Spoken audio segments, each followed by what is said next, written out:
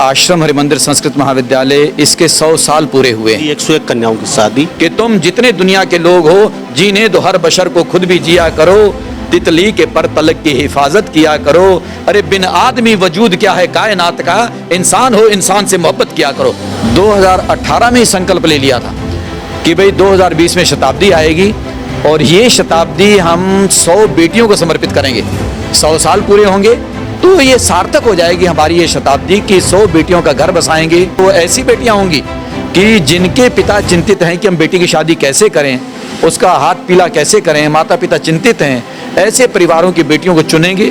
वो हिंदू होंगी, मुस्लिम होंगी, सिख होंगी, ईसाई होंगी, कोई भी होंगी, क्योंकि बेटी बेटी होती है। 12 मुस्लिम बेटियां थी और उसमें 11 बच्चे ईसाई परिवारों के और 3 बेटियां सिख परिवार की, हिंदू परिवार के बाकी बच्चे, तो कुल मिला के 101 बच्चे तय हुए, जोड़े बन गए। 3 करोड़ रुपए का सामान हम बच्चों को देने वाले हैं। सुई से लेकर के, पहनने वाले कपड़ों से लेकर के, रसोई के सामान से लेकर के, बाइक तक, मतलब ये है कि सारी व्यवस्था उनके लिए, उसमें फ्रिज भी है, अलमारी भी है, वॉशिंग मशीन भी है, सोफा सेट भी है, कपड़े भी हैं, सब कुछ है। और यहाँ तक कि उस बच्ची के लिए, लड़के लड़की के लिए 50,000 की ज्वेलरी भी है। दहेज प्रथा को कहीं के बढ़ावा। जहाँ तक आप दहेज प्रथा की बात करते हैं कि स्वामी जी आप इतना सामान दे रहे हैं, कहीं ये दहेज प्रथा को बढ़ावा तो नहीं होगा? करोड़पति अरबपति लोग हैं, उनको दहेज नहीं लेना चाहिए, लेकिन जब गरीब की बेटी हो उसको उसकी जरूरत का सब सामान देना चाहिए। मैंने इसमें दहेज शब्द का प्रयोग नहीं किया, मैंने कहा दहेज नहीं है, उनके घर की जरूरत का सामान। ये वो परिवार है कि जिस परिवार में एक चम्मच अगर गुम हो जाता है तो सवेरे से लेकर शाम तक सारा परिवार उस चम्मच को ढूंढता है। क्यों ढूंढता है? क्यों उनके परिवार में चम्मच की अहमियत है। तो मैंने कहा ऐसे परिवार को अगर हम कुछ दे सकते हैं, हमें देना चाहिए। इसलिए मैंने कहा जो मैंने संकल्प लिया है कि 3 लाख का सामान इनके घर की जरूरत का इनको दूंगा, उसमें एक चम्मच भी कम नहीं करूंगा। मेरा हृदय द्रवित होता है। ये निर्धन परिवार की बेटियां, गरीब परिवार की बेटियां, अरे क्या हम उनको कभी खुशी नहीं दे सकते हैं? मैं अपने माध्यम से कहना भी चाहता हूं, करना भी चाहता हूं और प्रेरणा भी देना चाहता हूं कि जितने लोग हैं वो सब मिल करके गरीब की बेटी के लिए अगर करना पड़े, उसका विवाह भी करें और उसको जो दे सकते हैं उसके घर की जरूरत का उसको देना चाहिए। इसको दहेज न कहा जाए, ये उसका सामान है, सामान नहीं है बल्कि उसका सम्मान है। हमें उसका सम्मान करना चाहिए। यहाँ ईसाई, सिख, मुस्लिम और हिंदू अपने हर वर्ग को रखा है। परमात्मा की ओर से हम पैदा हुए, नग्न पैदा हुए थे, तन पर कपड़ा नहीं था, कोई निशान नहीं था, कोई दाढ़ी नहीं थी, कोई मूंछ नहीं थी, कोई तिलक नहीं था। उसने हमें कहीं कोई भेदभाव से पैदा नहीं किया। उसने उसी तरह से 2 हाथ दिए, 2 कान दिए, 2 आंखें दिए, नाक दिया, मुंह दिया, वही शरीर, वही तन बदन, काया, वही कलेवर, वही हमारे खून का रंग लाल, सबका वही। लेकिन ये दूरियां हमने पैदा की हैं, ये मानव ने पैदा की हैं। मेरे को पीड़ा होगी, मेरे को कष्ट होगा, तब कष्ट होगा कि भारत में रहने वाले गीत कहीं और के गाएं, खाएं इस हिंदुस्तान का, लेकिन किसी और के गीत गाएं, भारत से नफरत करें, भारतीयता से नफरत करें। मैं समझ सकता हूं कि भारतीय हो नहीं सकता। फिर वो भारत में अगर पैदा हुआ है उसको भारतीय कहलाने का हक नहीं है। कि लोगों की दी हुई रोटी खाता हूं भैया, ये समाज के 2 लोग रोटी देते हैं, लेकिन अपने खून को पसीना बना करके इस समाज के लिए बहा देना चाहिए। अपना जीवन समाज के काम आना चाहिए। ऐसी मानसिकता, ऐसा भाव हर साधु का होना चाहिए। आप देख रहे हैं हरियाणा न्यूज 24, जहां हर खबर मिले सच के साथ। नमस्कार, स्वागत है आपका हरियाणा न्यूज 24 पे। मैं हूं मुन्ना लामा, मेरे सहयोगी प्रिंस लामा के साथ। हम हरियाणा प्रदेश के हर जगह जाते हैं और हर नेता से, हर मंत्री से और हर संतरी से और हर अधिकारी से हम इंटरव्यू करते हैं, रूबरू करवाते हैं आपको, बड़े से छोटे नेता। पर आज नेताओं की बात नहीं है, आज हमारे एक संस्कृति की बात है। आज हम हमारे धर्मदेव जी महाराज जी हैं, संत बहुत ही पूजनीय हैं। हम उनके साथ पटौदी में मौजूद हुए हैं और उनका अच्छा खासा बड़ा आश्रम है यहाँ पे। और उन्होंने कन्याओं की शादी, 101 कन्याओं की शादी करवाने की ठानी है। तो आज से उनका शुभारंभ है, कन्याओं की शादी करवा रहे हैं और जो भी ज़रूरत का सामान होता है वो कन्याओं को ये अपने पास से दे रहे हैं, यानी कि दानदाता महाराज जी अपने पास से करवा रहे हैं। सारी बातें महाराज जी से ही जानेंगे, उनकी जुबानी। तो हम सीधा महाराज जी के पास ही चलते हैं। महाराज जी, धर्मदेव जी, आपका बहुत बहुत स्वागत है हरियाणा न्यूज़ 24। धन्यवाद मेरे प्यारे, धन्यवाद। महाराज जी, मैं एक बात जानना चाहूँगा आपसे। कन्याओं की शादी है और किस तरीके से करवाएंगे और कहाँ कहाँ शादियाँ होंगी? ऐसे मेरे प्यारे कि इस समय हम लोग आश्रम हरिमंदिर पटौदी में हैं और यहाँ पर ये हरियाणा 24 न्यूज़ आप लोगों का आगमन हुआ। अच्छा लगा, मीडिया के कर्मी हो और आप लोग सेवा कर रहे हो राष्ट्र की, प्रभु कृपा करें। लेकिन जो आप लोगों ने आज एक भाव रखा है और हमारे सामने आप आए, और मैं आप लोगों से निवेदन करूं, जो आपने सवाल किया, इस समय ये आश्रम हरिमंदिर संस्कृत महाविद्यालय, इसके 100 साल पूरे हुए हैं। मैं केवल आधे मिनट में संक्षेप में पहले बता देना चाहता हूं कि हमारे पूज्य चरण महामना, मेरे परम गुरुदेव, यानी मेरे गुरुदेव के गुरुदेव, मैं तीसरी पीढ़ी में हूं। प्रथम जो इसके फाउंडर थे, प्रथम पीठाधीश्वर पूज्य चरण महामना ब्रह्मलीन श्री स्वामी अमरदेव जी महाराज, उन्होंने 100 साल पहले आश्रम हरिमंदिर संस्कृत विद्यालय की स्थापना की थी अविभाजित भारत के, क्योंकि उस समय अविभाजित भारत था। 1947 में विभाजन हो गया। 1920 की बात है। पश्चिमी पंजाब में डेरा इस्माइल खान ज़िला था, कोटजाई गांव था, वहां पर उन्होंने 4 अप्रैल 1920 को ध्वज आरोहित किया था और आश्रम हरिमंदिर संस्था की स्थापना की थी। करते करते खैर वहां पर संचालन होता रहा। 1947 आया, देश का विभाजन हो गया। स्वामी जी 1947 में यहाँ आ गए पटौदी में, यहाँ आकर के कार्य प्रारंभ कर दिया। अभी आपके सामने है ये संस्था आश्रम हरिमंदिर संस्कृत महाविद्यालय, क्योंकि इसका स्थानांतरण हुआ, नाम वही है। स्थापना हुई 1920 में। 2020 में इसके 100 साल पूरे हुए। और मैं निवेदन कर देना चाहता हूं अब कि 100 साल इसके पूरे हो रहे हैं 2020 अप्रैल में, और मैंने 2018 में ही संकल्प ले लिया था कि भाई 2020 में शताब्दी आएगी और ये शताब्दी हम 100 बेटियों को समर्पित करेंगे।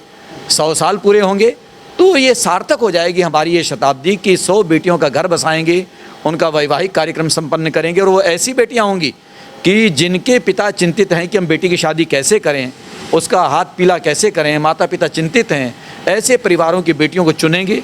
वो हिंदू होंगी, मुस्लिम होंगी, सिख होंगी, ईसाई होंगी, कोई भी होंगी, क्योंकि बेटी बेटी होती है और गरीब गरीब होता है। तो ये सोच करके हमने अभावग्रस्त परिवार ऐसे चुने, अपने भक्तों के ज़िम्मे लगाया। उन्होंने 1 साल लगा दिया। आखिरकार 2019 में ये तय हो गया कि ये लड़का है, ये लड़की है, और वो 101 जोड़े तय हो गए।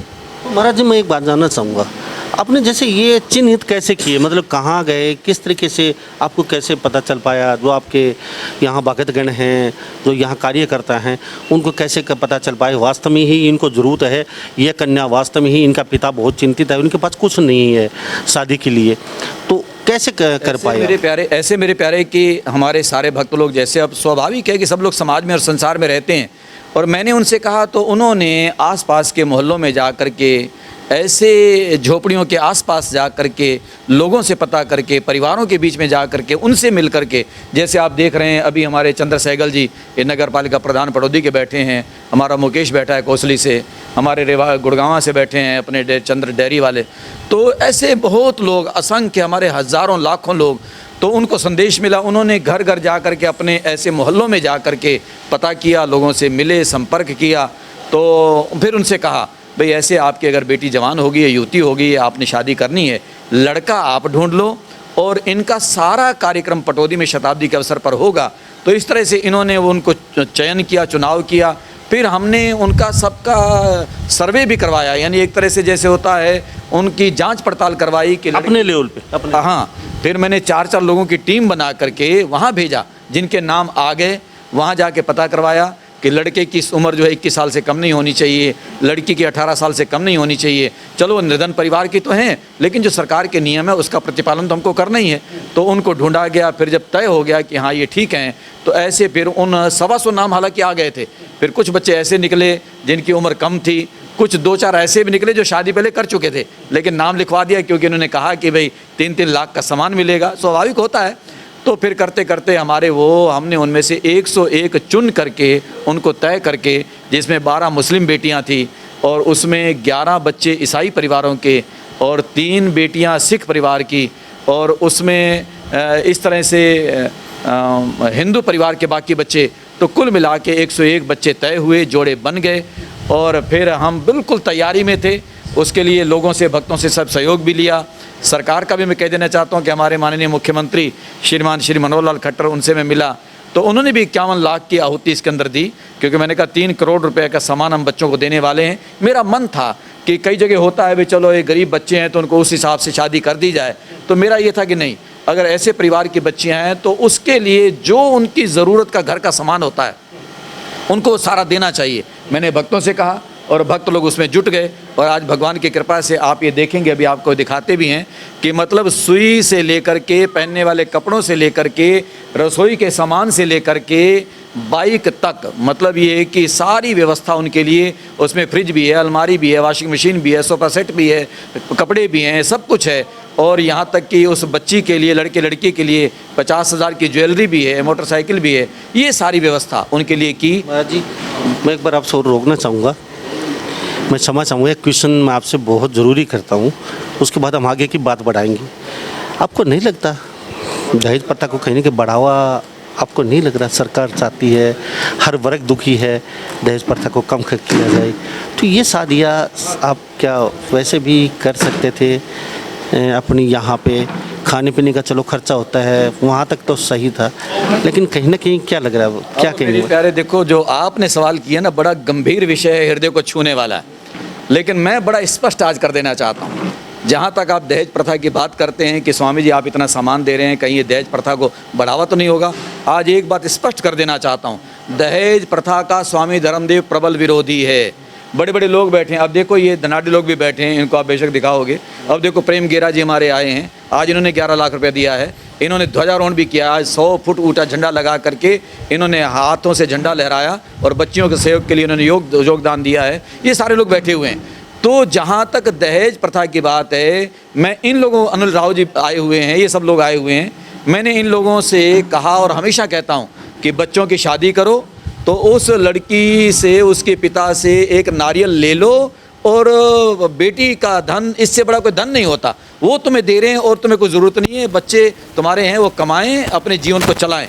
लेकिन धनाढ़ लोग हैं, धनवान लोग हैं, करोड़पति अरबपति लोग हैं, उनको दहेज नहीं लेना चाहिए, लेकिन जब गरीब की बेटी हो उसको उसकी ज़रूरत का सब सामान देना चाहिए।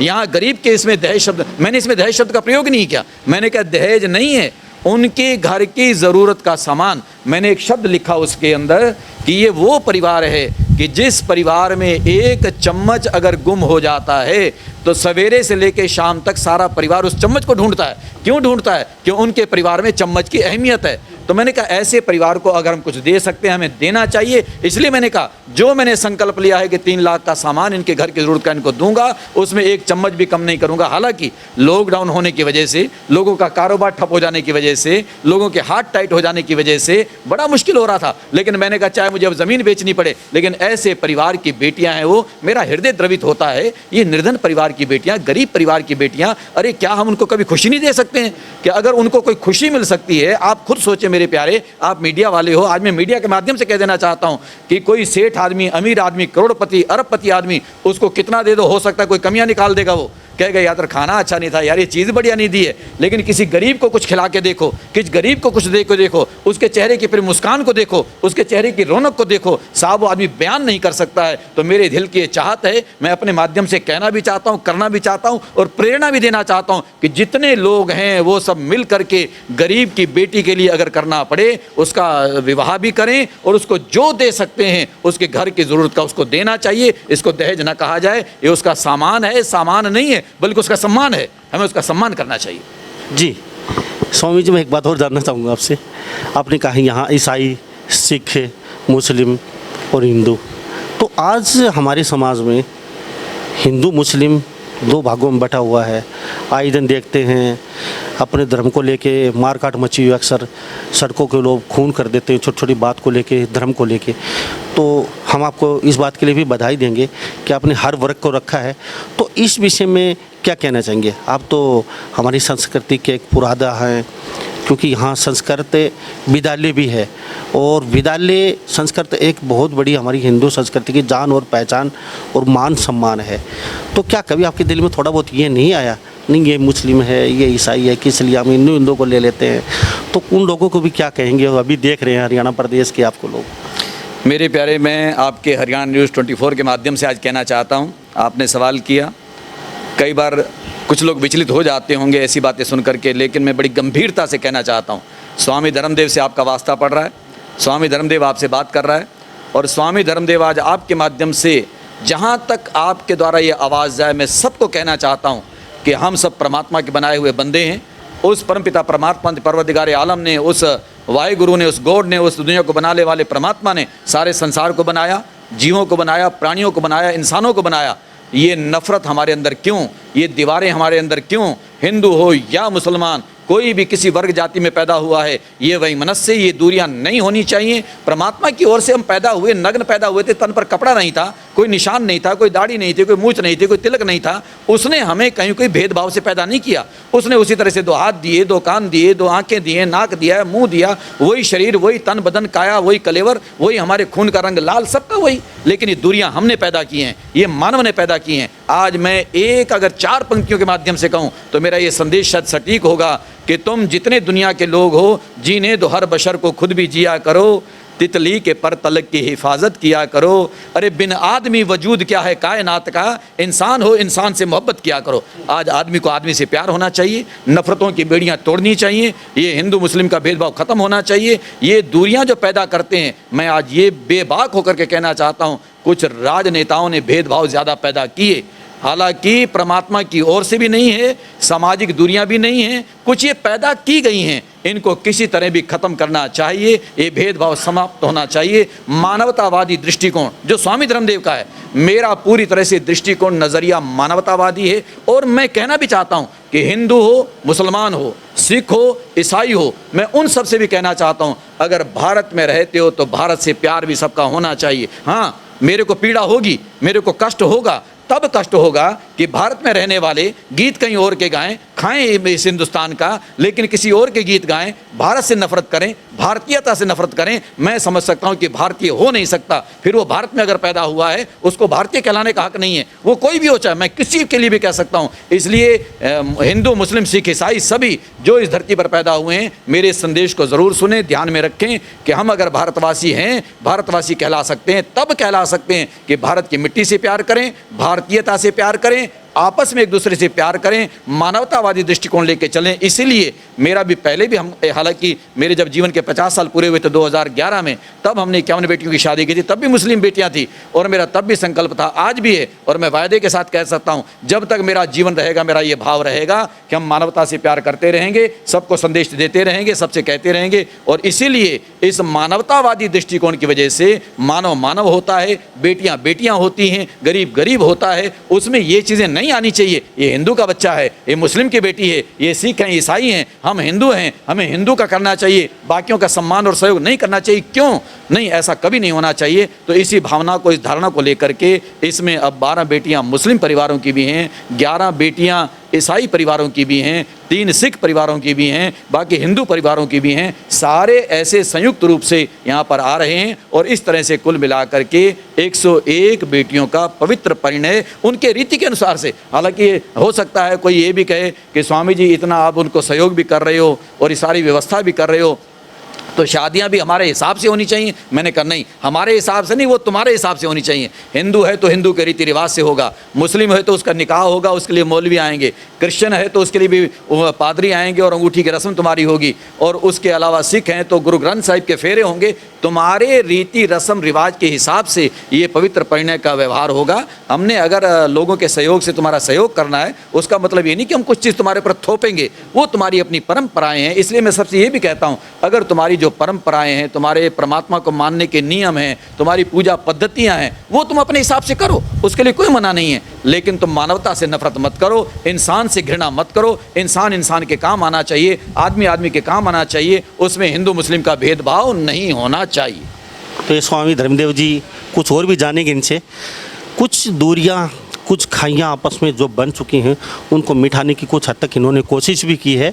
11 मुस्लिम हैं, क्रिश्चियन हैं, सिख है, ईसाई, सब धर्म के यहाँ कन्याओं को इन्होंने लिया है, शादी के लिए अडोप्ट किया है, गोद लिया है, उनकी शादी आज ये करवा भी रहे हैं। तो कहीं ना कहीं लोग स्वामी धर्मदेव की बातों से समझेंगे कि ये दूरियाँ क्यों होती जा रही हैं, कुछ राजनेताओं की वजह से। अगर ये सोचते आज हाँ मैं हिंदू हूँ तो शायद ये हिंदू को लेके ही चलते, तो इनके दिल में कहीं भी कुछ भी संशय नहीं है, 1% भी कहीं भी ये नहीं लगता कि ये खाली हिंदू के लिए ही कर रहे हैं।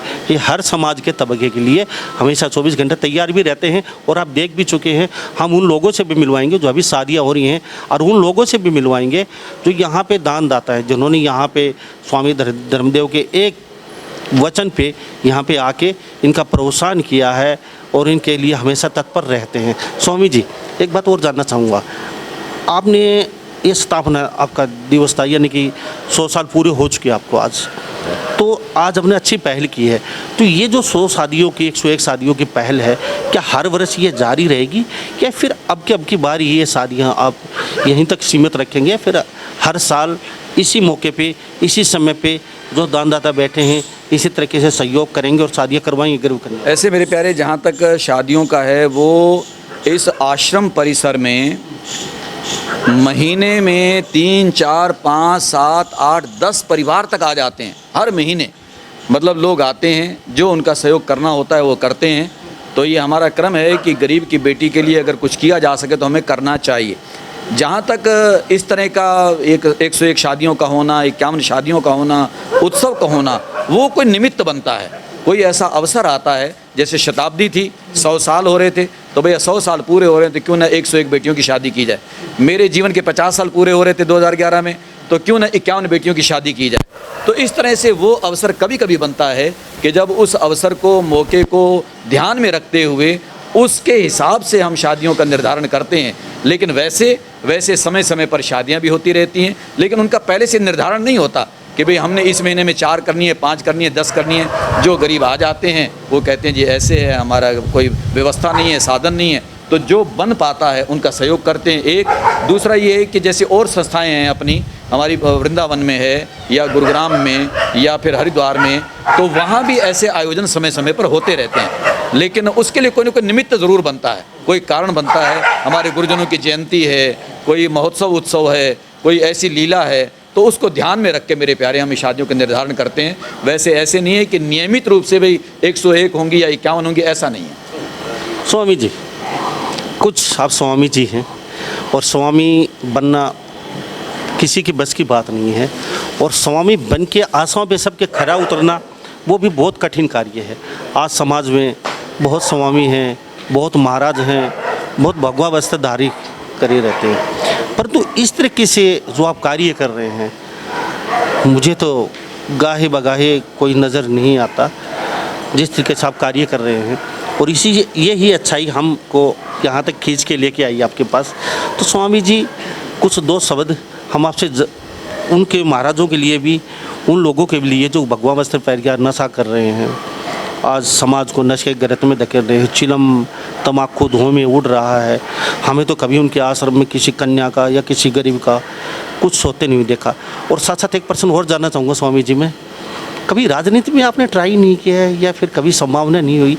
क्योंकि इतनी उपाधि होने के बाद तो अक्सर हम देखते हैं स्वामी जी अक्सर राजनीति में उतर जाते हैं, परंतु आपने अब तक कभी कोई आपकी तरफ से कोई टिप्पणी या आपने को आपका कोई मन नहीं बनाया, ये भी जानना चाहूँगा, इस बारे में क्या कहना आप? ऐसे मेरे प्यारे 2 सवाल आपने एक साथ किए हैं, उसमें पहले का जवाब दे दूं। देखो, बात ये है कि जहाँ तक भगवे वस्त्र का सवाल है, साधु संतों का है, मेरा देश संतों का देश है, ये साधु संतों का देश कहलाता है। भगवे वस्त्र का स्वामी धर्मदेव आपके सामने बैठा है, मेरे 58 साल पूरे हो चुके हैं, 59वां अब चल रहा है, ये भी नवंबर में पूरा होने वाला है। 2011 में 60 साल का हो जाऊंगा। मुझे 55 साल पहले की बातें याद हैं। माँ की दूध की धाराओं के साथ मैंने सुना, और लोरियों में वो गाया करती थी, मैं सुनता था कि यूँ तो हर रंग में इंसान नज़र आते हैं, मुझे तो भगवे में भगवान नज़र आते हैं। मेरी भारतीय संस्कृति है, संस्कारों में ये मिला है। भगवे का सम्मान मेरे भारत में हमेशा होता आया है। लेकिन जो आपने एक हृदय की पीड़ा व्यक्त की है, वो भी यथार्थ है कि भगवे का सम्मान जहाँ आम नागरिक करता है, वहाँ भगवे के धारण को करने वालों को भी इसमें रहते हुए तप करना चाहिए। ये तप का प्रतीक है। इसको धारण कर लिया तो अगर हमारा जीवन तपों में नहीं है, त्याग में नहीं है, तो इसको धारण करने का फ़ायदा नहीं हुआ। इसको लांछित हमें कभी नहीं करना चाहिए, इसको कलंकित कभी नहीं करना चाहिए, नहीं तो सफ़ेद कपड़े वालों का विश्वास टूट जाता है। ये थोड़े से साधु संत हैं, लेकिन ये लाखों लाखों लोग, करोड़ों करोड़ों लोग हैं बाकी जो संतों को मानने वाले हैं। तो संतों को बड़ा सावधान रहना होता है, कल्याण के लिए जीवन, हाँ, उनका जन कल्याण के लिए होता है, और निज जीवन में संयम का जीवन होता है। संयम रखना चाहिए, जन कल्याण की भावना होनी चाहिए, परोपकार और परमार्थ का भाव होना चाहिए, परमात्मा के प्रति विश्वास और भजन जीवन में होना चाहिए। तो वो उसका जीवन सार्थक तभी हो सकता है, लोगों का भी मार्गदर्शन होता रहेगा, उनका विश्वास भी बना रहेगा और देश और दुनिया को दिशा निर्देश भी मिलते रहेंगे। तो अपनी मर्यादा में हर साधु संत को रहना चाहिए। पीछे थोड़ा सा अवसर ऐसे आए, कुछ साधुओं के नाम आए, संतों के नाम आए, तो मैं तो बल्कि कहता हूँ वो साधु संत कहलाने के फिर हकदार भी नहीं है जो इसको लांछित करते हैं। तो इस बाणे पर कोई लांछन न लगे, कोई कलंक न लगे। तो मैं अपने महापुरुषों से भी निवेदन करता हूँ कि हम इसके लिए पूरे सावधान रहें, पूरे सजग रहें, जागरूक रहें कि इसके ऊपर कोई भी उंगली ना उठा पाए, हम इस पर दाग नहीं लगने देंगे। हर साधु को सोच के चलना चाहिए एक। और दूसरी बात, साधु का जीवन परमार्थ के लिए, उपकार के लिए, कि आप समाज की दी हुई, मैं स्पष्ट कहता हूँ, स्वामी धर्मदेव आपके सामने बैठा है, बड़ा स्पष्ट कहता हूँ कि लोगों की दी हुई रोटी खाता हूँ भैया। ये समाज के दो लोग रोटी देते हैं और इनके दिए हुए रोटी से मेरे अंदर खून बनता है। ये खून समाज की अमानत है। मुझे चाहिए कि मेरा खून ही नहीं मांगेंगे, लेकिन अपने खून को पसीना बना करके इस समाज के लिए बहा देना चाहिए। अपना जीवन समाज के काम आना चाहिए। ऐसी मानसिकता, ऐसा भाव हर साधु का होना चाहिए। और मैं उम्मीद करता हूँ लगभग तकरीबन सभी साधु संत होते इसी तरह के हैं। उनका जीवन परमार्थ, उपकार, परोपकार के लिए होता है। वो समाज को समर्पित होकर चलते हैं। लेकिन इक्का दुक्का कोई आकर के इस पर धब्बा लगाने का प्रयास करता है, वो ज़रूर सावधान रहे, कोई ऐसी गलती जीवन में ना होने पाए। और अगली बात जो आपने कही, देखो भैया बात ये है, जहाँ तक राजनीति है, राजनीति को साधुओं के द्वारा मार्गदर्शन ज़रूर मिलना चाहिए। राजनीति को कहूँगा, राजनेताओं को कहूँगा, उनको मार्गदर्शन मिलना चाहिए, उनको दिशा निर्देश मिलने चाहिए। और कभी कोई अच्छे स्वामी जी हमारे अपने योगी जी, आदित्यनाथ योगी जी आए, अब उन्होंने हमारे बाणे का सम्मान बढ़ा दिया है, साधु संतों का सम्मान बढ़ा दिया। आज उत्तर प्रदेश के मुख्यमंत्री धड़ल्ले से साहब जी रहे हैं और काम कर रहे हैं। मतलब ये है कि कोई अगर आता भी है इसमें तो वो काम करे इस भाव से कि मुझे गद्दी नहीं चाहिए, मुझे मान सम्मान नहीं चाहिए, मुझे काम चाहिए, समाज को मार्गदर्शन चाहिए। और ऐसे व्यक्ति को कभी कभी आकर के अपने माध्यम से दूसरे बनने वाले राजनेताओं को एक दिशा निर्देश भी देने चाहिए और उनके लिए एक एग्जाम्पल और प्रेरणा भी बनना चाहिए, जो स्वामी आदित्यनाथ जी बने हैं। लेकिन जहाँ तक मेरा है, एक आध बार ऐसे हुआ, हमारे माननीय चौटाला जी ने आग्रह किया था, 2004 में चुनाव का दौर आया, तो उसके बाद अभी माननीय हमारे मुख्यमंत्री खट्टर जी की भी इच्छा थी। लेकिन अब आज की डेट में मैं कह सकता हूं कि स्वामी धर्मदेव, ये मीडिया मेरे सामने है, ये प्रमाण रहेगा, ये हरियाणा न्यूज़ 24 के सामने कह रहा हूं कि स्वामी धर्मदेव कभी चुनाव नहीं लड़ेगा। मेरा ये आपके माध्यम से मैं कह रहा हूँ। एक बात जानना चाहूँगा, मैं अपनी तरफ से रखता हूँ एक बात, क्या आपको नहीं लगता स्वामी आदित्य योगीनाथ जी, जिन्होंने आपका भगवान आपने अभी बोला है, मान सम्मान बढ़ाया है, कहीं के ट्रैक पे लेके आया है लोगों को, वहाँ की व्यवस्था को, तो क्या यहाँ की जनता भी नहीं चाहती कि आप योगी की तरह यहाँ पे कोई स्वामी धर्मदेव आएँ और सत्ता परिवर्तन के बाद कुछ ऐसा करें नया कि हरियाणा के लोग वास्तव में कह सकें हाँ पहली बार हमारा ऐसा मुख्यमंत्री बना है जिसने कुछ व्यवस्था को बदला है। और अब तो भगवाना पहले ही लिए हुए हैं और सबसे श्रेष्ठ होता है भगवाना, तो इस विषय में कुछ क्या कहेंगे? ऐसे मेरे प्यारे, अब आप पहले भी कह चुके हैं और मेरी बात भी बीच में आ चुकी, खाली भगवा बाणा पहनने से कोई संत नहीं हो जाता। कईयों ने तो भगवा बाणे को अपमानित भी कर दिया है। सफ़ेद कपड़ों में भी कई लोग संत होते हैं। तो वहाँ मैं स्पष्ट कर देना चाहता हूँ, जहाँ स्वामी आदित्यनाथ जी का जिक्र आया, या आप कह रहे हो कि स्वामी जी उनके द्वारा या जैसे वो आए हैं आप भी आ सकते हो, मैं निवेदन कर देना चाहता हूँ, हर एक का अपना अपना विचार होता है। जहाँ तक राजनीति के सुधार की बात है, वो स्वामी जी के हृदय में तड़फ है, भाव है, प्रेरणा है, रहेगी। मैं हमेशा चाहता हूं कि अच्छे राजनेता मिलने चाहिए, अच्छी राजनीति होनी चाहिए, राष्ट्र नीति होनी चाहिए, जन कल्याण और दूसरों का राष्ट्र का भला होना चाहिए, ये हर राजनेता के हृदय के अंदर भाव बनना चाहिए।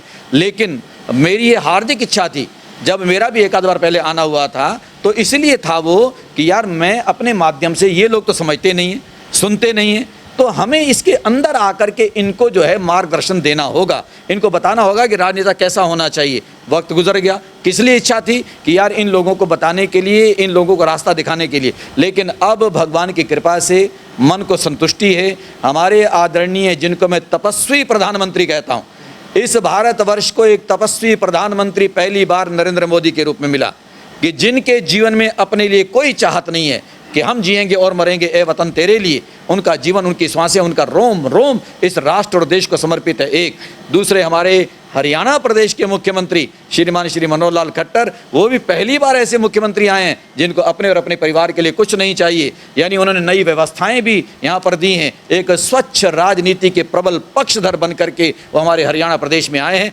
इसलिए मैं अंतिम शब्दों में कहना चाहता हूँ कि वो सफ़ेद बाणे में है तो क्या हुआ, लेकिन ये लोग संत ही हैं। जब ये संत लोग आ गए हैं, संतत्व को धारण करने वाले आ गए, ऐसी भावना को धारण करने वाले आ गए, समाज राष्ट्र देश के लिए काम करने वाले आ गए, इस राजनीति को स्वच्छ करने वाले आ गए, तो फिर अब हम जैसे मेरे जैसों के अब आने की आवश्यकता नहीं है। हम इनका मार्गदर्शन करते रहेंगे, इनको प्रेरणा देते रहेंगे, इनको रास्ता दिखाते रहेंगे, लेकिन अब हम स्वयं इसमें आए उसकी अब ज़रूरत भी नहीं रही है, क्योंकि अच्छे लोग इस राष्ट्र को मिल चुके हैं। स्वामी जी, बातें बहुत हैं, फिर कभी करेंगे आपसे गुरुकुल के बारे में भी काफ़ी परिचर्चा करेंगे। अभी आज शादी का माहौल है, 100 कन्याओं की शादी करवा रहे हैं आप, आज उसी विषय पे हम चर्चा के लिए पहुंचे थे। यहाँ दानदाता बैठे हैं, उनसे भी बातचीत करेंगे, और जो कन्याएं जो वहाँ से अभिभावक आए उनके साथ, उनसे भी हम बातचीत करेंगे। तो हमारे साथ आप भी बने रहेंगे। तो इस बातचीत के लिए आपका तहे दिल से हमारे चैनल की तरफ से बहुत बहुत स्वागत, धन्यवाद। बहुत बहुत धन्यवाद। आप आज पटौदी में आए। मैं हरियाणा न्यूज़ 24 का भी बहुत बहुत सम्मान करता हूं, आदर करता हूं, क्योंकि मैं प्रिंट मीडिया या इलेक्ट्रॉनिक मीडिया इसका बहुत आदर करता हूं, क्योंकि इस मीडिया के माध्यम से ही हम जैसों की भी आवाज़ दूर दूर तक पहुंच पाती है। तो आप ऐसे कार्यों में, खास तौर पर मैं कहना चाहता हूं कि हरियाणा न्यूज़ 24 वो ऐसे कार्यों में ज़्यादा रुचि लेता है। नहीं तो कई बार होता है दूसरे तरह की चीज़ें होती हैं, बेकार की चीज़ें होती हैं, उनको न दिखा करके अच्छी चीज़ों को दिखाया जाए, समाज को रास्ता दिखाया जाए, ये संकल्प लेकर के आप लोग लेके चल रहे हैं। इसलिए मैं हरियाणा न्यूज़ 24 इनको और इसके संवाददाताओं को, आपको सबको, आपकी टीम को भी साधुवाद देता हूँ, धन्यवाद देता हूँ। बहुत बहुत धन्यवाद मेरे प्यारे। तो हमारे साथ स्वामी धर्मदेव जी बने हुए थे। इनका साफ कहना है शादियां हम अक्सर करवा रहते हैं, महीने में 2, 4, 5, 10 शादी हमारी होती रहती हैं, लेकिन स्थापना दिवस था, इस उपलक्ष्य में 101 शादियाँ करवा रहे हैं।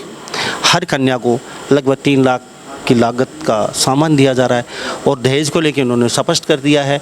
और अच्छे विचार हैं, अच्छी नीति हैं स्वामी धर्मदेव की। कई बार मौके आए इनके पास राजनीति में आने के लिए, लेकिन उस समय इन्होंने कोई रुचि दिखाई नहीं। अब इनका कोई विचार नहीं है, बिल्कुल संतुष्ट हैं और कल्याण के लिए हमेशा तत्पर रहते हैं। और साधुओं को भी बोल दिया है भगवान को बदनाम ना करें, एक पवित्र है भगवान जो डाल लेता है वो कल्याण के लिए होता है, उस इंसान को हमेशा कल्याण की राह पर चलना चाहिए। तो इन्हीं सब बातों के साथ मैं मुन्ना लांबा, मेरे सहयोगी प्रिंस लांबा के साथ हरियाणा न्यूज़ 24। नमस्कार, जय हिंद। आप देख रहे हैं हरियाणा न्यूज़ 24, जहां हर खबर मिले सच के साथ।